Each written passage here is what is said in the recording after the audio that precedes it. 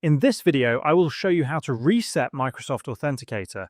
First, locate the Authenticator app on your phone and open it. If you have any app lock enabled, enter the required credentials to access the app. Once inside, tap on the three dots in the upper right-hand corner of your screen and select Settings. Scroll down until you find the option Sync Account.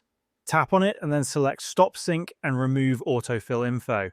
If prompted for confirmation, tap Stop Syncing again. Next, close the Microsoft Authenticator app completely and open your phone settings. In the search bar, type Apps and select the All Apps option. This option may be labeled differently depending on your device, but the process is similar.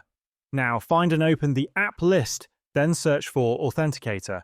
Select Microsoft Authenticator, then go to Storage and Cache. Here, tap Clear Cache, then tap Clear Storage. If a confirmation prompt appears, select OK to proceed. This will completely reset Microsoft Authenticator, removing all stored data and accounts from the app.